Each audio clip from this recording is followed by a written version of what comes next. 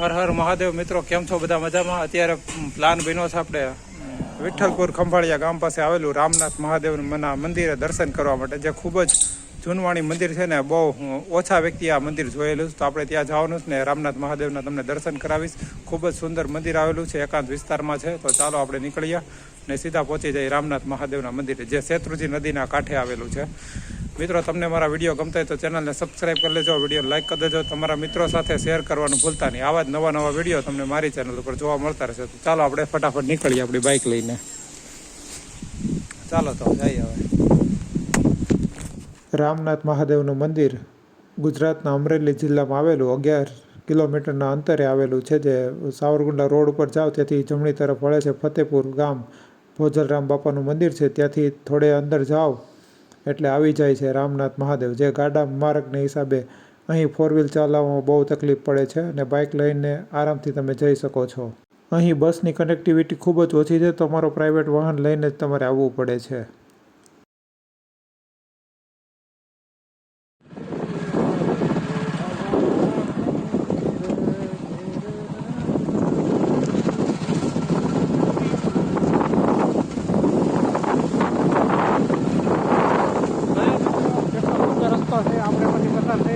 સામે દેખાઈ ગયું છે રામનાથ મહાદેવ.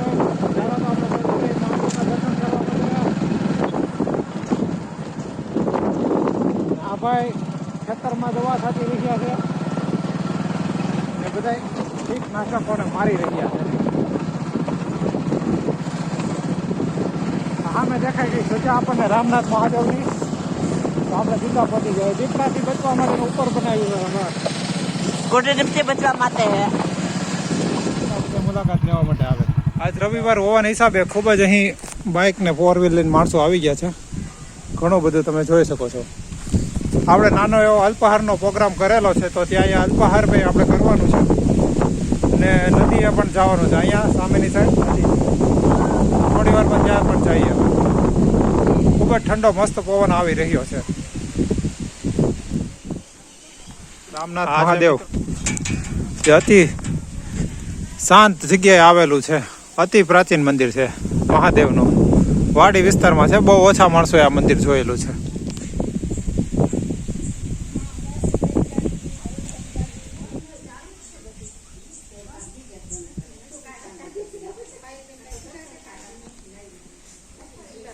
એક બાજુમાં હનુમાનજીનું મંદિર આવેલું છે.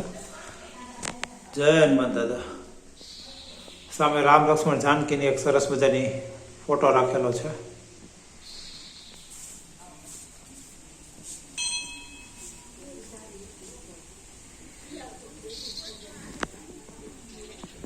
આ વાડી વિસ્તારની અંદર આવે છે, ખૂબ જ મોટી જગ્યાની અંદર છે ને એકદમ શાંત વાતાવરણ છે અહીંયા. આ જોઈ શકો છો તમે. જો આ છે રામનાથ મહાદેવ ને બાજુમાં છે હનુમાનજીનું મંદિર ને ખૂબ જ સરસ મજાની બેન્ચીસ અહીં રાખવામાં આવેલી છે, જે આરામથી તમે બેસીને તમારો થાક ઉતારી શકો છો.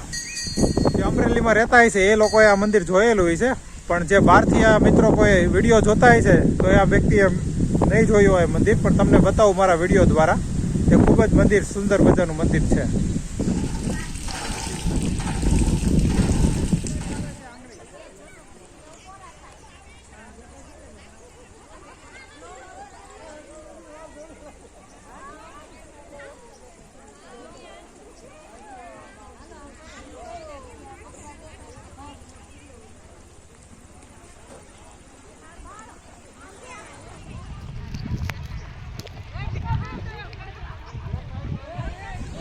તો મિત્રો, આ કેડીમાંથી નીચે ઉતરવાનું, ત્યાંથી આવશે શેત્રુંજી નદી. જોઈ શકો છો કેટલા બધા માણસો આજે આવી ગયા છે રવિવાર હોવાના હિસાબે નદીમાં નાહવા માટે. ભોળાનાથના દર્શન થઈ જાય, નદીમાં નવાઈ જાય, બે કામ થઈ જાય. ખૂબ જ અહીં મજા આવે છે. તો હવે મિત્રો જોઈ શકો છો પાણી કેટલું સ્વચ્છ છે. હા હા, કેટલું સ્વચ્છ પાણી છે, જોયું તમે? બધા જે નદીમાં નાહીને ખૂબ જ આનંદ કરી રહ્યા છે.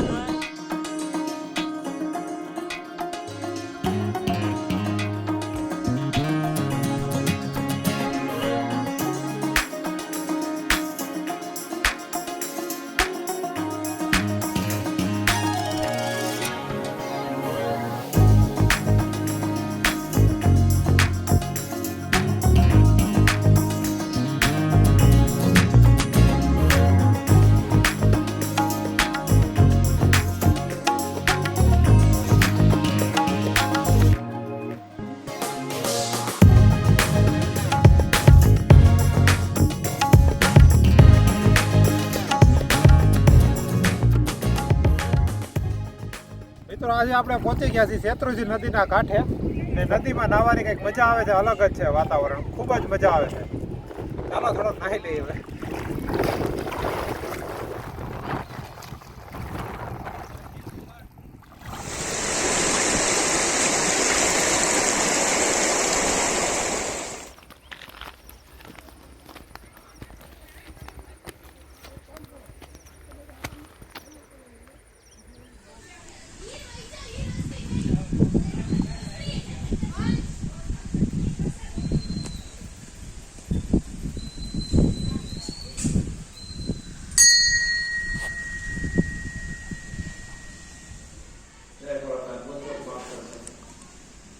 એક ફોટો રાખેલો છે સંત શ્રી નારાયણગીરી બાપુ, સુરજગીરી બાપુ. અહીંયા ભોળાનાથ દાદાનું મંદિર આવેલું છે.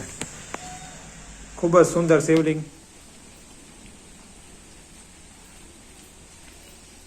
મિત્રો આપણે રામનાથ મહાદેવના દર્શન કર્યા. હવે આપણી બાઇક લઈને આપણે નીકળશું. નદીમાં નાયા, ખૂબ જ મજા આવી ગઈ છે. હવે કપડાં ભીના થઈ ગયા તો ઠંડી જ લાગે છે, તો હવે જઈએ હવે ઘર તરફ ને ફટાફટ બાઇક લઈને નીકળીએ. હવે એક ભાઈની કાર બગડી ગઈ છે, બધા કારીગરો રિપેર કરવા માંડ્યા છે, કારણ કે રસ્તો ઓલો રહ્યો ને તો નીચે અડી જાય એટલા માટે.